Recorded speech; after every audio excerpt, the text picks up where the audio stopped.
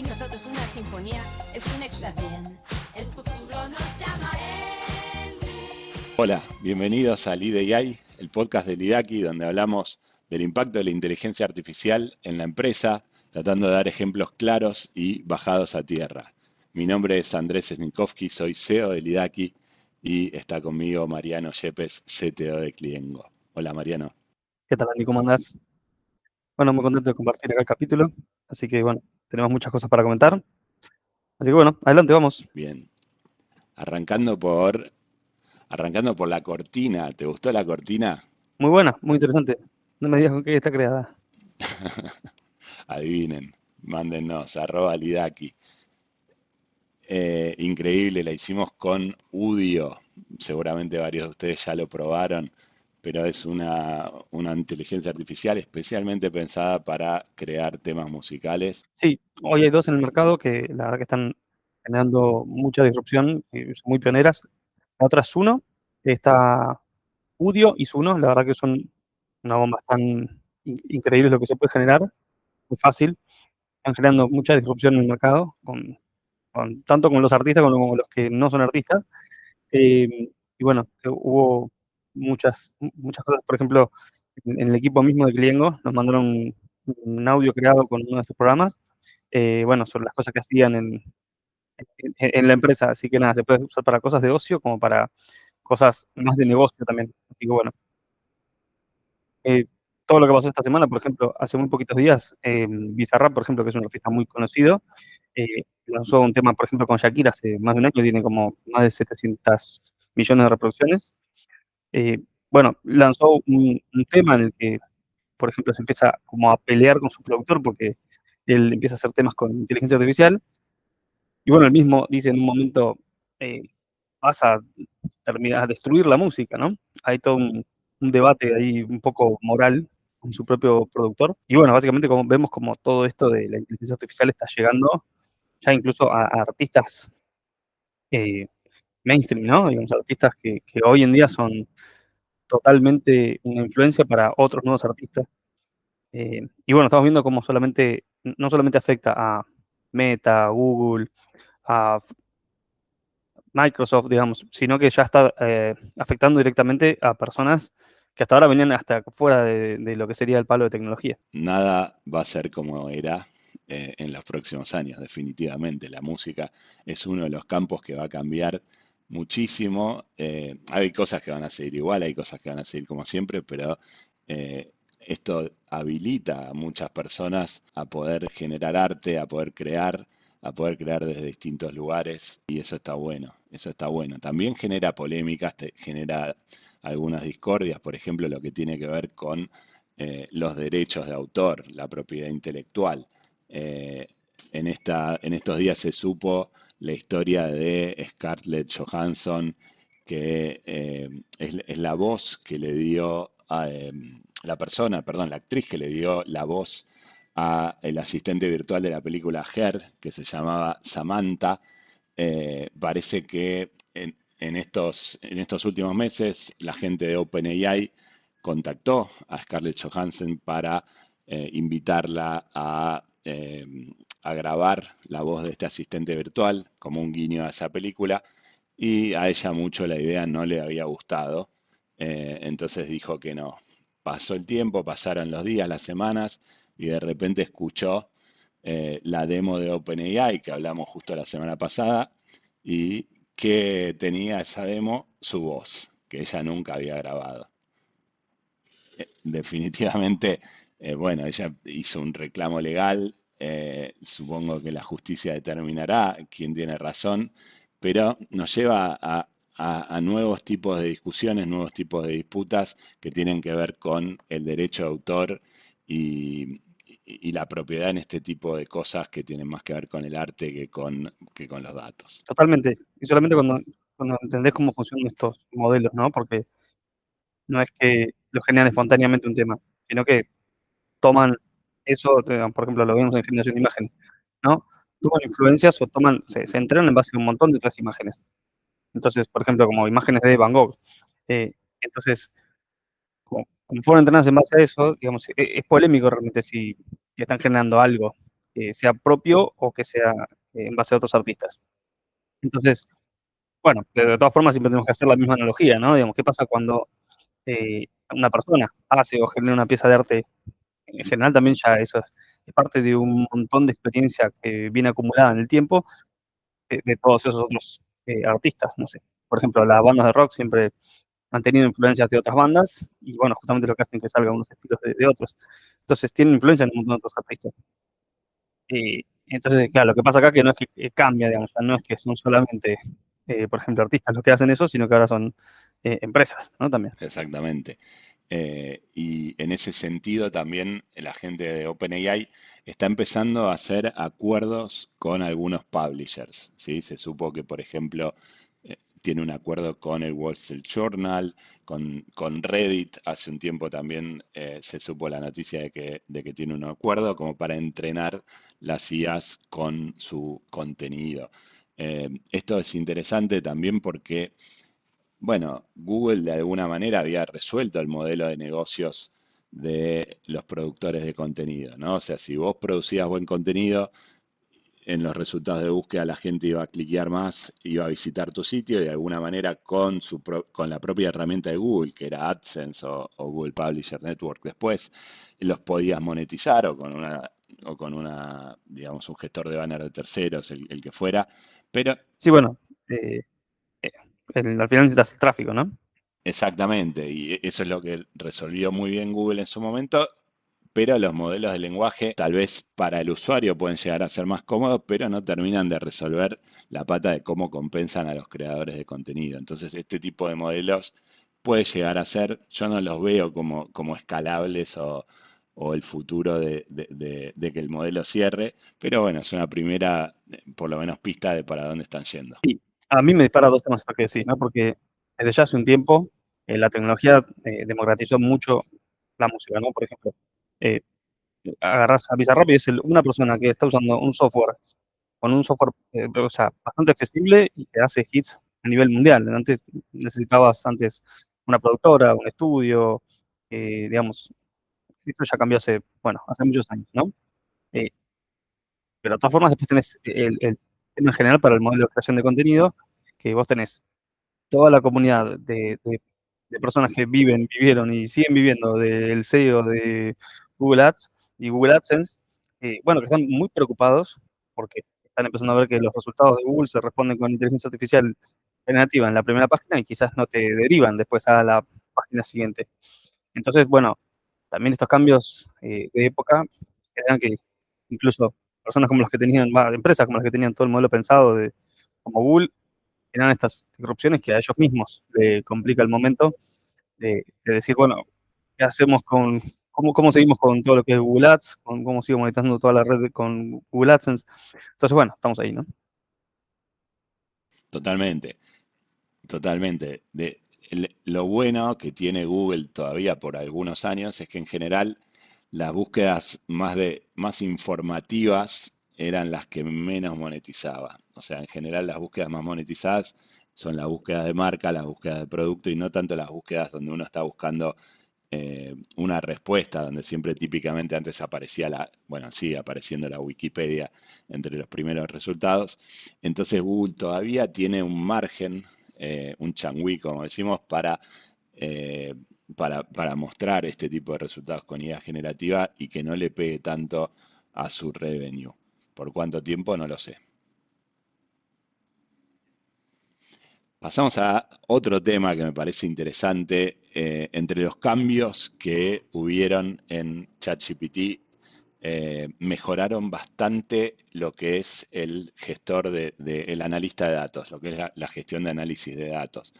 Entre todas estas cosas que decimos que van a cambiar y van a cambiar muchísimo en los próximos poquitos años, es el análisis de datos, donde tenemos la posibilidad de subir un archivo de datos o subir una serie de datos a estos modelos de lenguaje y tienen la capacidad de analizarlos y de encontrar insights y de encontrar correlaciones sin que nosotros tengamos que ser súper expertos en queries, en Python, en análisis de datos, en saber hacer un VLOOKUP en Excel.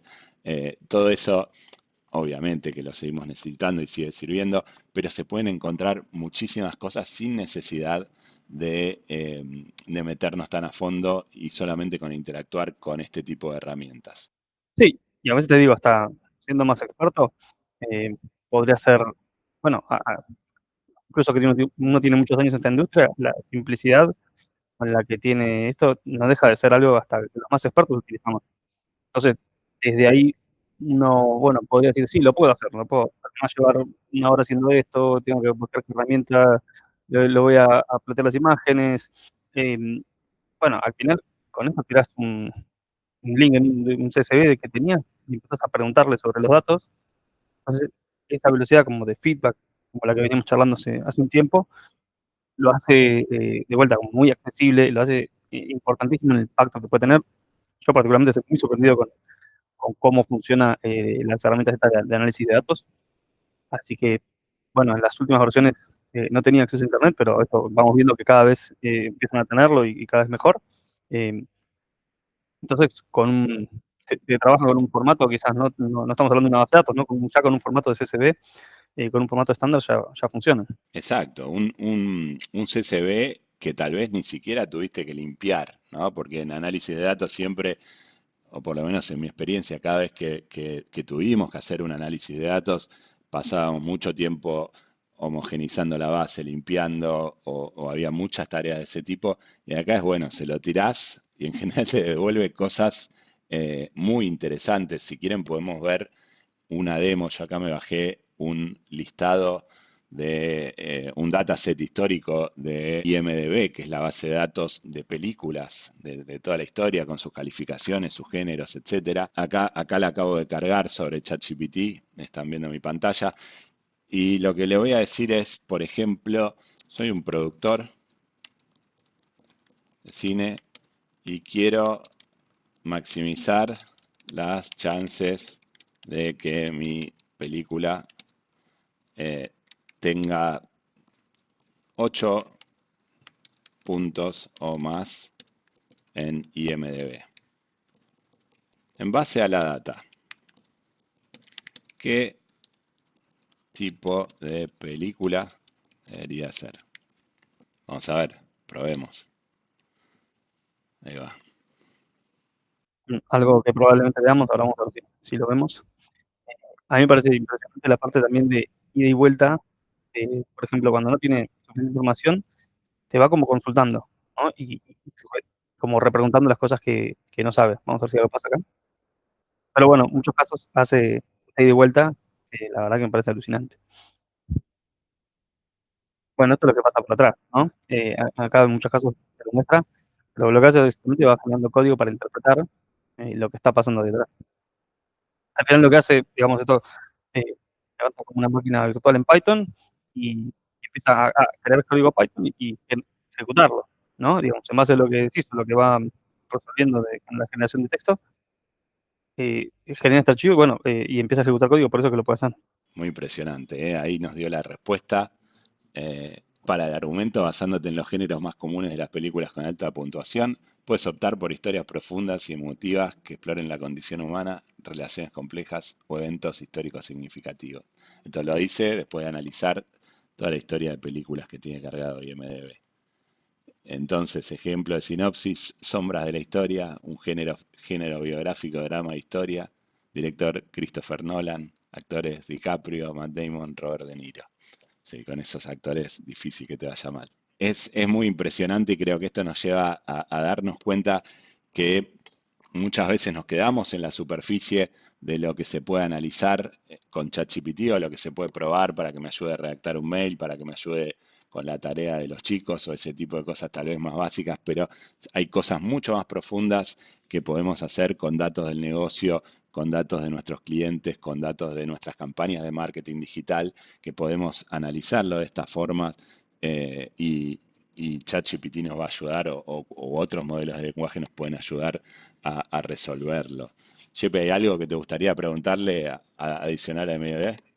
De, que le pidas que te hace algunos gráficos, eh, así súper genérico, ¿eh? Si después no lo da, le podemos pedir específicamente algún gráfico cantidad de películas, por ejemplo, estrenadas por año de los últimos, no sé, 15 años, agrupadas por mes. Pero probemos ese primero, a ver si hace unos gráficos y vemos cómo sigue. Ok, ahí fue con uno genérico, me gustaría ver algunos Claro. gráficos.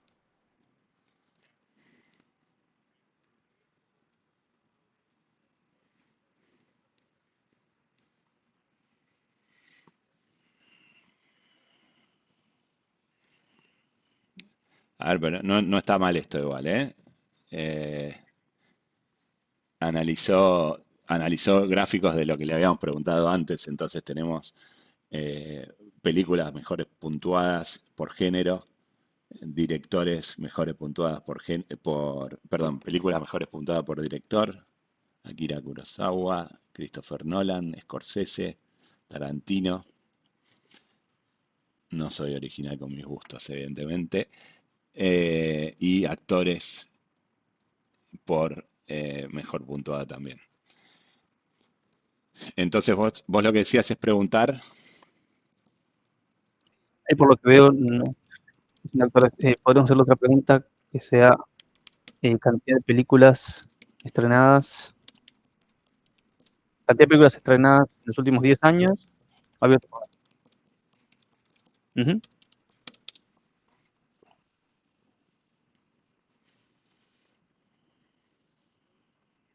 Ejemplos como este son muy cotidianos en análisis de datos, ¿no? Para hacer toma de decisiones de las empresas. Entonces uno a veces tiene información, pero de vuelta no es que uno no lo pueda hacer, pero quizás con el tiempo que lleva, y esto es mucho más simple, bueno, al final es usar una herramienta donde corresponde subir un CSV, por ejemplo, de ventas y empezar a contar cosas, ¿no? Obviamente hay un montón de manejos de herramientas de, o sea, CRM, de ventas que te dan reportes, pero al final, bueno, quizás te conviene exportar el Excel, meterlo acá y bueno, y empezar a hacerle preguntas. Y, bueno, ahí por lo que estamos viendo el código parece que entendió y estamos viendo lo que va a hacer. Bueno, algo muy interesante también es que a veces tira como mensajes Ahí rojos está. y a veces lo que hace es que te falla y como que se da cuenta y que reintenta, ¿no? Y hace quizás otra versión de código y mejora cómo soluciona el problema. Y nada, es interesante de la IA. Bien, acá lo agrupó por mes en el gráfico. Quizá no era lo que más esperaba yo, pero creo que esperaba agrupado por año, pero bueno, eh, esto es lo que uno tiene que ir aprendiendo, ¿no? Cómo utiliza estas herramientas agrupado bueno, básicamente cómo lo utiliza cada uno la herramienta y cómo hace que uno haga lo que uno quiera. Eh, pero bueno, como él está agrupando por año y por, ahí tenemos claramente la cantidad de películas estrenadas por mes y por año. Podemos decir que agosto y abril son los meses que menos se estrenan películas.